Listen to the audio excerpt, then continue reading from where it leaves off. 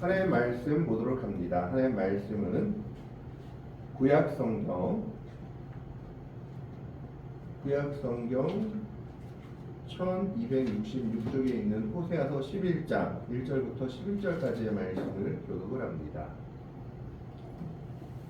호세아 11장 1절부터 11절까지의 말씀입니다.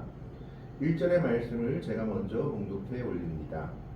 이스라엘이 어렸을 때에 내가 사랑하여 내 아들을 애굽에서 불러냈거늘 선지자들이 그들을 부르시고 그들은 점점 공개하고 바알에게 제사하며 아스라엘의 무사 앞에서 분양하였느니라. 그러나 내가 에브라임에게 걸음을 가르치고 내 팔로 안았음에도 내가 그들을 고치는 줄을 그들은 알지 못하였도다. 내가 사랑의 줄 곧 사랑의 줄로 그들을 이끌었고 그들에게 대하여 그 목에서 몽이를 벗기는 자같이 되었으며 그들 앞에 먹을 것을 두었노라.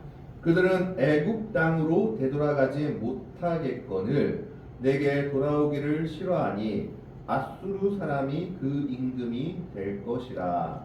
하나님 그들의 성읍들을 쓰며 빗장을 깨뜨려 없애하니 이는 그들의 죄로 말미암음이니라. 내 백성이 끝끝내 내게서 물러가나니 비록 그들을 불러 위에 계신 이에게로 돌아오라 할지라도 일어나는 자가 하나도 없도다. 그들은 에브라임이여 내가 어찌 너를 놓겠느냐. 이스라엘이여 내가 어찌 너를 버리겠느냐. 내가 어찌 너를 아드마같이 놓겠느냐. 어찌 너를 수고인같이 두겠느냐. 내 마음이 내 속에서 돌이켜 나의 굴이 온전히 불긋듯하도다. 내가 나의 맹렬한 진노를 나타내지 아니하며 내가 다시는 에브라임을 멸하지 아니하리니 이는 내가 하나님이요 사람이 아님이라. 내 가운데 있는 거룩한 이니 진노함으로 내게 임하지 아니하리라. 그들은 사자처럼 소리를 내시는 여호와를 따를 것이라. 여호와께서 소리를 내시며 자손들이 서쪽에서부터 떨려오되. 11절 말씀 같이 읽습니다. 그들은 애굽에서부터 새같이 아수르에서부터 비둘기같이 떨며 오리니 내가 그들을 그들의 집에 머물게 하리라. 나 여호와의 말이니라. 아멘. 호세아 11장은 이스라엘 백성을 심판하시되 결코 버리지 아니하시는 하나님에 대해서 말씀하고 있습니다. 호세아는 우리가 잘 아는 사랑의 선지자입니다. 호세아 선지자가 활동한 시대는 언제냐면 북이스라엘에서 활동한 선지자로 북이스라엘의 여로보암 2세 때에 활동한 선지자입니다. 그래서 그 시기를 보면 호세아 1장 1절에 우시아와 요담과 아하스와와 히스기야가 이어 유다 왕이 된 시대, 남유다는 이렇게 4명의 왕이 있었고 그 다음에는 곧 요아스의 아들 여로보암이 이스라엘의 왕이 된 시대다라고 얘기합니다. 여기서 요아스라는 사람은 여호아하스의 아들 요아스, 그 다음에 여로보암 2세의 시대를 말하는데 이 여로보암 2세는 31년간이나 북이스라엘을 통치하였던 왕이었습니다. 여호아스와 아하스 왕 때는 누구의 시대냐? 그 앞에는 엘리야와 엘리사의 시대입니다.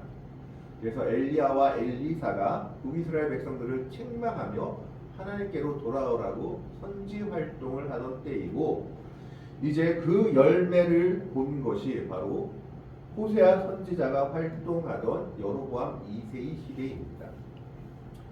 이때가 얼마나 강성했던 시기냐 하면 여로보암 2세 때는 열왕기상 하의 내용을 보면 다윗 왕 때 그리고 솔로몬 왕 때의 전성기의 영토를 다 회복했습니다.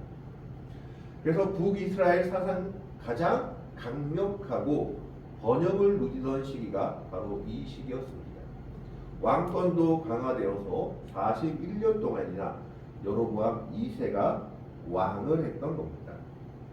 그런데 성경은 이 여로보암 왕에 대해서 딱 한 가지로 이야기합니다. 몇 줄 나오지도 않습니다. 그러면서 이 여로보암 왕에 대한 평가를 어떻게 하느냐? 악한 왕이었다. 왜 악한 왕이었냐 하면 느밧의 아들 여로보암 1세의 죄를 백성들에게서 떠나게 하지 않고 우상을 섬기게 한 죄를 계속 답습한 왕이었기 때문에 악한 왕이다라고 한마디로 평가하고 있습니다. 그러면서 이 왕 때 영토를 회복하고 강성했던 것은 하나님이 북이스라엘 백성들을 긍휼히 여기셨기 때문이다.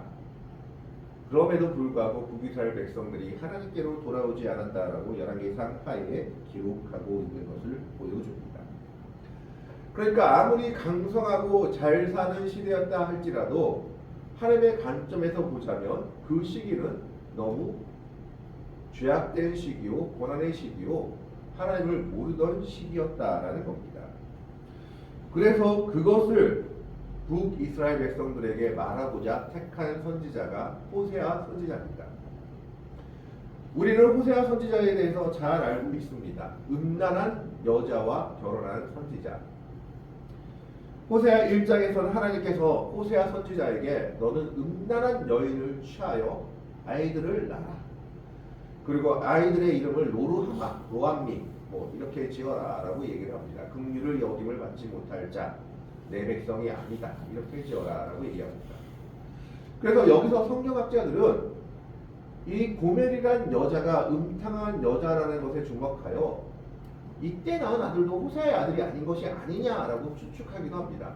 성경은 정확하게 말하지는 않습니다. 그러나 정확하게 얘기하는 것은 음탕한 여인이었다. 그런데 이렇게 애들을 낳고 살다가 이 여자가 호세아라는 선지자에게 질렸는지 아니면 무슨 사정이 생겼는지 몰라도 호세아를 떠나서 다른 사람 가늠하며 살아가고 있었습니다. 이때 하나님께서 호세아 선지자에게 호세아 3장에 보면 창녀가 된 내 아내를 다시 데려와라. 그리고 그를 사랑하라 라고 명령하십니다. 호세아는 이 명령을 따라서 이 여인을 되찾기 위해서 호세아 3장을 한번 보실까요? 호세아 3장에 보면 3장 2절에 은 15개와 보리 한 홀멜 반. 그래서 이것을 거의 은 20냥이나 30냥 정도 예수님이 팔린 가격이다 라고 생각하기도 합니다. 그녀를 다시 사옵니다. 은 15개와 보리 한 홀멜로 사면서 이렇게 얘기를 하죠. 이제 너는 다른 남자 사랑하지 말고 나도 다른 데 눈 안 돌릴 테니까 우리 서로 사랑하며 지내자 라고 얘기를 합니다. 그 뒤에 어떻게 됐는지 모르겠어요. 그 뒤에 어떻게 됐는지는 성경에 나와 있지 않습니다. 또 가출했을 수도 있고 자기 버릇 고쳤을 수도 있습니다. 그런데 하나님은 호세아를 통해서 이 여인을 다시 데려오라라고 명령하시면서 뭘 보여주시려고 했느냐? 하나님의 이스라엘 백성에 대한 사랑을 보여주시려고 했다라는 겁니다. 여러분 이 당시 우리가 그냥 성경을 그대로 읽어서 그렇지 구약의 율법에 보면 이 여자는 돌에 맞아 죽어야 될 여자입니다. 간음했고 남편을 배반했고 도망갔기 때문에. 그런데 율법적으로 돌에 맞아 죽어야 할 여인을 하나님의 선지자라는 사람이 돈을 주고 다시 자기 아내로 사왔다. 사람들이 이 호세아 선지자를 선지자로 인정할 수 있었을까요? 아마 그는 여러 가지 어려움을 겪을 수밖에 없었을 겁니다. 하나님의 선지자라는 사람이 하나님의 율법을 무시하고 어떻게 보면 간음한 자기 아내를 죽이지 않고 다시 아내로 맞아들여 저게 무슨 선지자냐라는 비난을 받을 수도 있었을 겁니다. 그럼에도 불구하고 하나님은 이해되지 않는 명령을 호세아에게 시키신 겁니다. 음탕한 여인과 결혼하고 도망갔지만 다시 찾아오고 내 돈을 들여서 다시 찾아오고 끝까지 내 아내를 사랑해라. 그와 끝까지 함께해라. 왜 그런 명령을 내리셨느냐? 내가 이스라엘 백성들에게 그러하고 있다. 내가 그러하고 있는 것을 네가 예표로 보여주는 것이다 라고 말하고 있는 겁니다. 그래서 그 사랑의 모습을 오늘 11장 1절부터 말씀하고 있습니다. 11장 1절에 보면 이스라엘이 어렸을 때에 내가 사랑하여 내 아들을 애굽에서 불러내었거늘. 이스라엘이 어렸다라고 했을 때 원어의 의미를 보면 자기 힘으로는 아무것도 할 수 없는 그런 나이를 의미합니다. 그래서 이스라엘이 어렸다라고 얘기하는 것은 이스라엘이 뭐 잘하지 못했다는 것이 아니라 애굽에서 노예 생활을 하고 애굽의 강력한 군사에 짓밟혀 있었기 때문에 자기 힘으로는 도저히 애굽을 탈출할 수 없었지만 하나님께서 지도자 모세를 세우시고 하나님의 놀라운 능력과 기적을 보이시며 이스라엘 백성들을 출애굽시킨 것을 이야기하고 있는 겁니다. 이렇게 하나님께서 사랑으로 그들을 불러내셨음에도 불구하고 이들은 하나님을 결코 가까이 하지 않습니다. 2절의 말씀에 보면 선지자들이 그들을 부를수록 그들은 점점 멀리하고 바알들에게 제사하며 아로새긴 우상 앞에서 분향하였느니라.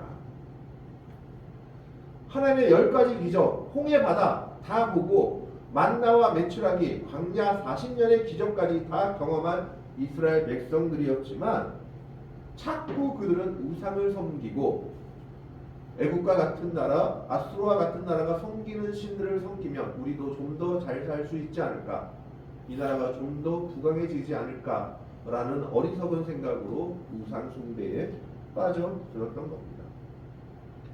그럼에도 불구하고 하나님은 그들을 포기하지 않으셨습니다. 3절 말씀을 봅니다. 그러나 내가 에브라임에게 걸음을 가르치고 내 팔로 안았음에도 내가 그들을 고치는 줄을 그들은 알지 못하였도다. 여기서 에브라임이라고 말하는 것은 북이스라엘을 의미합니다. 왜 그러냐 하면 북이스라엘의 왕들은 여로보암 지파 이후에 왕조가 여러 번 바뀝니다. 그럼에도 불구하고 그 왕조는 항상 어느 지파에서 나왔느냐? 에브라임 지파에서 나왔습니다. 즉 요셉의 두 아들 에브라임과 므낫세 둘 중에 에브라임 지파에서 북이스라엘의 왕들이 계속 나왔던 겁니다. 그래서 요셉에게 약속하고 축복한 야곱의 축복도 그대로 이어지고 있었던 거죠. 요셉의 아들들에게서 군왕들이 나오고 있었던 겁니다.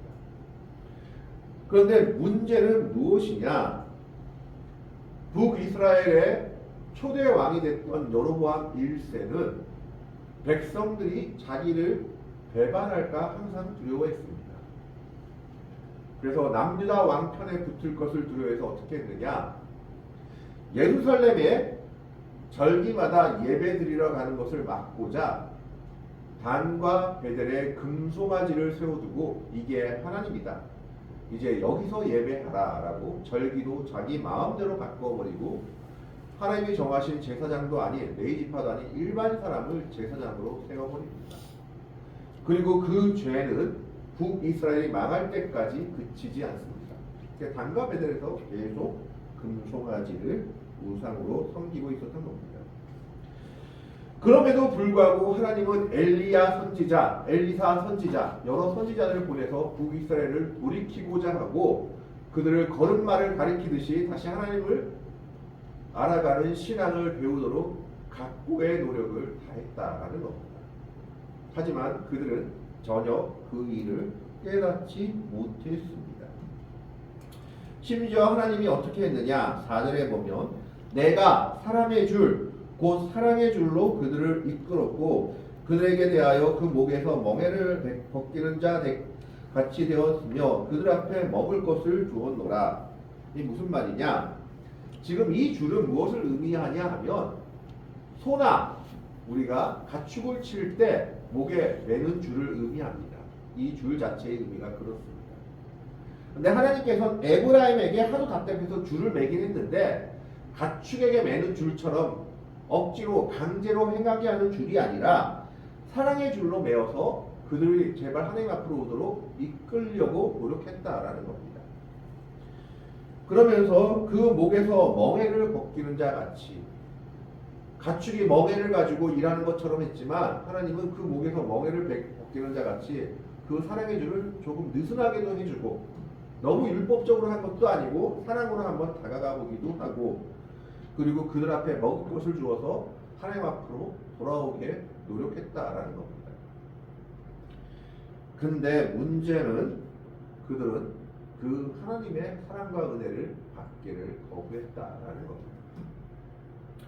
5절의 말씀에 보면 그들은 애굽 땅으로 되돌아가지 못하겠거늘 내게 돌아오기를 싫어하니 앗수르 사람이 그 임금이 될 것이다.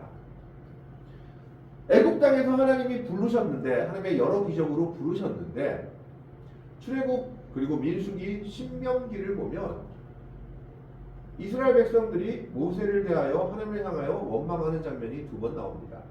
첫 번째는 만나만 먹다 보니까 지겨워가지고 뭐라고 얘기합니까?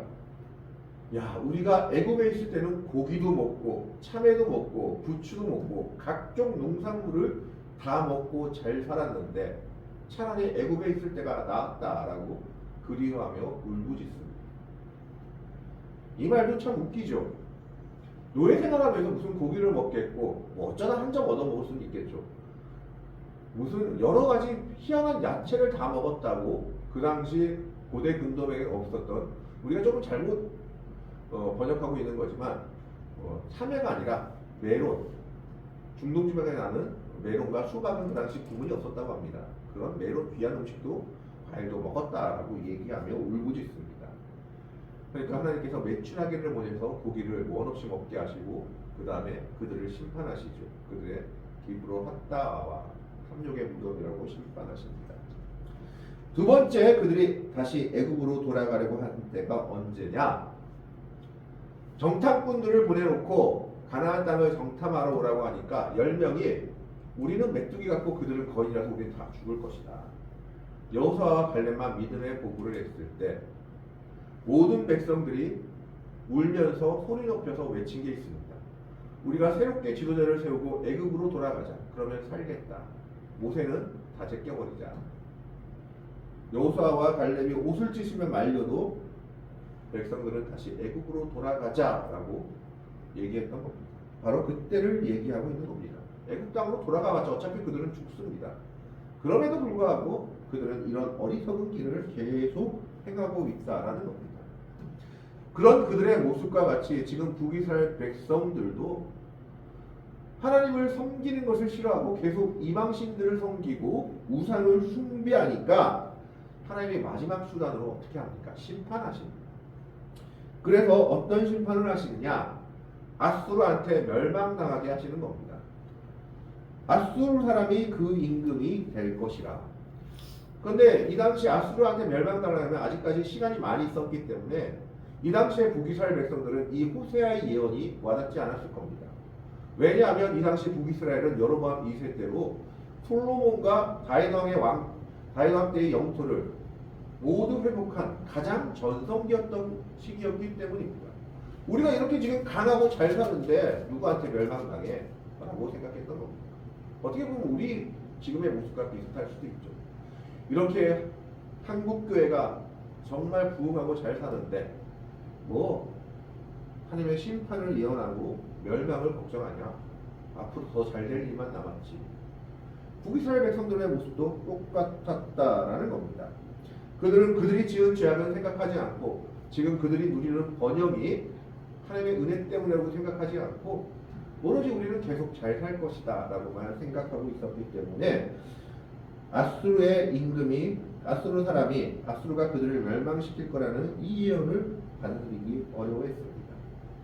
그러나 하나님은 그들이 결국 놔두면 멸망의 길로 갈 것이 너무 확연했기 때문에 심판의 칼을 들지 않을 수 없었던 겁니다. 그래서 6절에 칼이 그들을 성읍들을 치며 빅장을 깨뜨려 없이 하리니 이는 그들의 계책으로 말미암으니라. 무슨 말이냐면 북이스라엘 백성들이 하나 꾀를 내는데 어떤 꾀를 내냐? 잘 사는 나라의 신들을 섬기자. 그러면 우리가 잘 살 것이요 우리가 이방의 위협에서 벗어날 것이다. 그게 결국 그들의 뭐가 됐다? 멸망의 도화선이 됐다라는 겁니다. 그들은 멸망당하는 와중에도 하나님께로 돌아오지 않습니다. 7절에 내 백성이 끝끝내 내게서 물러가나니 비록 그들을 불러 위에 계신 이에게로 돌아오라 할지라도 일어나는 자가 하나도 없더라. 하나님께서 호세아나 아모스나 여러 선지자를 보내서 그들의 잘못을 외치며 하나님께로 돌아오라고 그렇게 외쳤는데 그들은 끝까지 귀를 닫고 눈을 닫고 그들이 원하는 길만 걸어가고 멸망의 길을 향해 갔던 겁니다. 하나님의 마음이 얼마나 안타깝겠습니까? 그래서 그들에게 심판을 행할 수밖에 없었다라는 겁니다.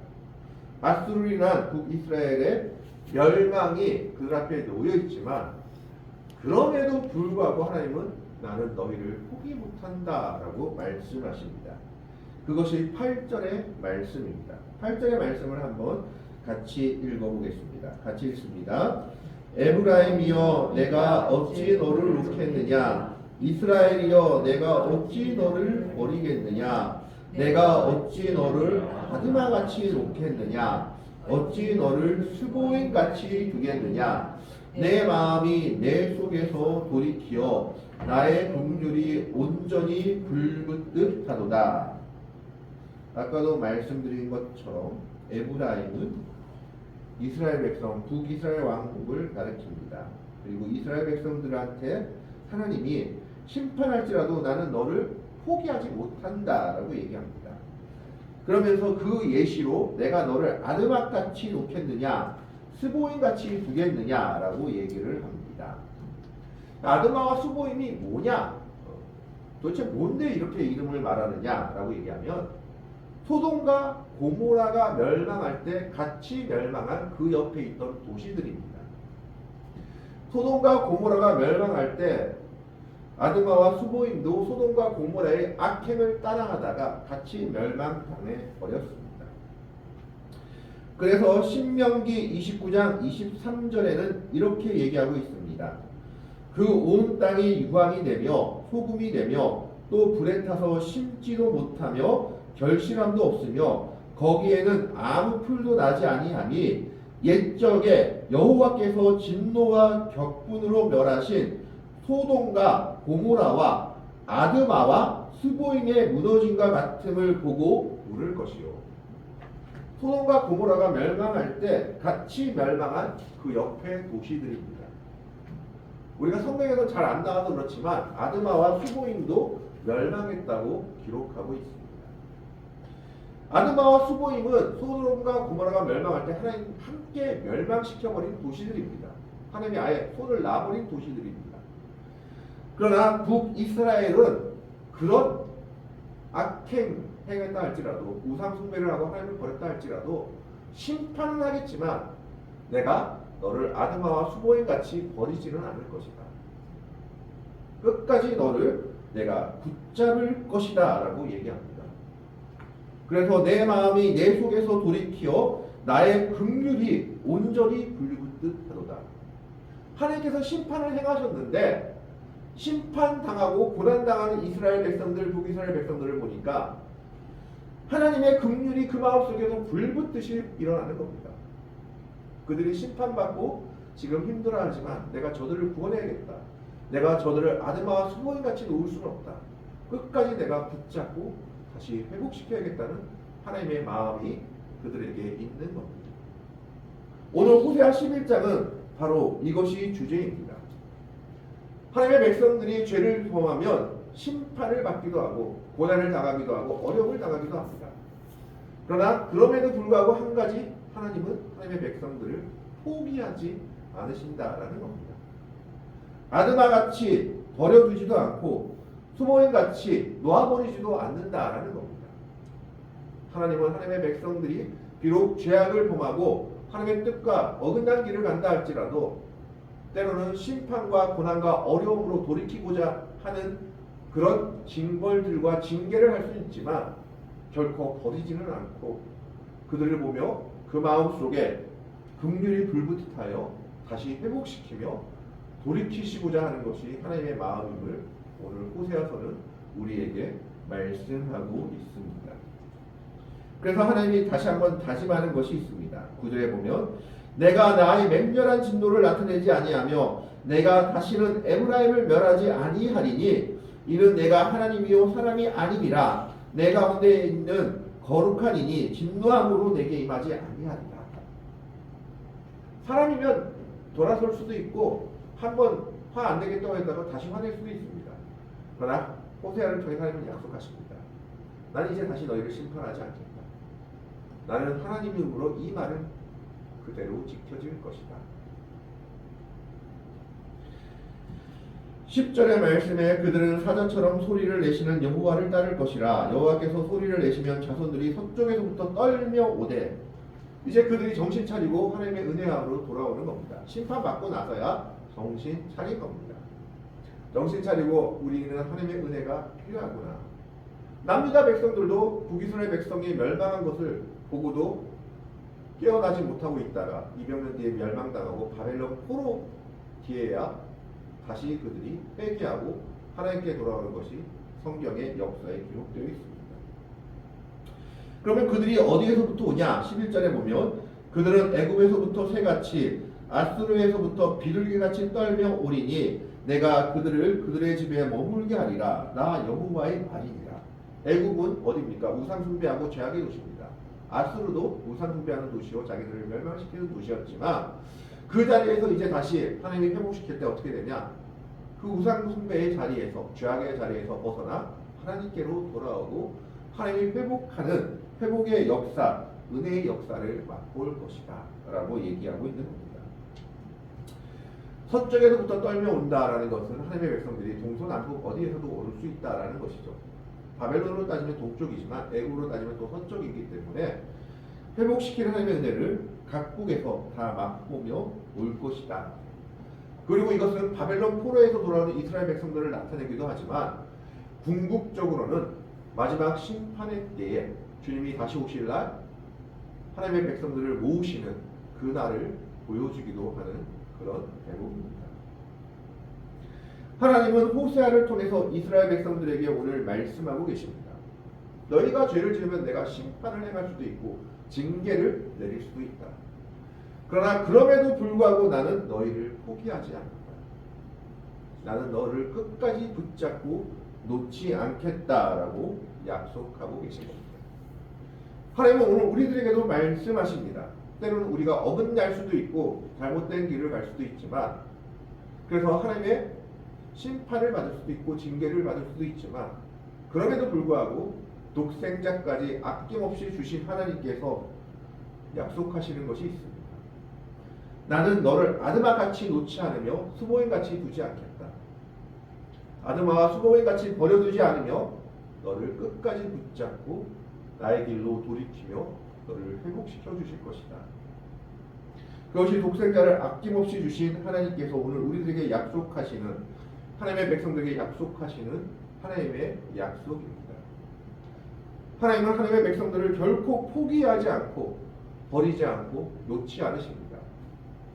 호세아가 어떻게 보면 음탕한 여인 고멜과 결혼했고 그리고 그 여인이 도망가서 다른 이와 살고 있었지만 다시 값을 주고 자기 아내로 돌이킨 것처럼 하나님은 이스라엘 백성들을 끝까지 포기하지 않으시고 그들에게 긍휼을 허락하시고 그들을 회복시켜 주신다고 오늘 말씀은 약속하고 있습니다. 마찬가지로 오늘 우리들에게도 하나님은 이 약속을 하고 계신 겁니다. 너를 아드마같이 놓지 않고 수모인같이 두지 않고 끝까지 너와 함께 하겠다. 비록 내가 어려움과 고난에 있다 할지라도 나는 너를 회복시키는 이로 다시 부르시는 이시다라고 약속하고 있습니다. 그래서 그런 이스라엘 백성들을 향해서 나의 긍휼이 온전히 불붙는 듯 하도다. 하나님은 심판받은 이스라엘 백성들을 바라보면서 하나님의 긍휼과 하나님이 그들을 향한 마음이 불붙는 것 같았다라고 얘기하고 있습니다. 오늘 우리는 이 하나님의 말씀, 이 하나님의 마음을 기억하면서 하나님은 하나님의 백성들을 결코 포기하지 않으시는 분이시다라는 것을 기억하시기 바랍니다. 하나님은 우리를 아드마같이 놓지 않으며 스모엘같이 두지 않으십니다. 우리를 환난에서 구원하시며 그리고 우리를 끝까지 지키시며 보호하시며 위로하시는 분이시오. 우리를 향한 긍휼이 마음속에 불붙는 것 같은 분이 우리 하나님이시고 그분의 은혜입니다. 그래서 그분은 독생자까지 우리를 위해 아낌없이 내어주실 분이십니다. 그 하나님의 사랑을 믿고 의지하며 언제나 주님과 동행하며 나아갈 수 있는 복되고 아름다운 믿음의 성도들이 될 수 있기를 주님의 이름으로 간절히 축원합니다. 기도하겠습니다. 하나님,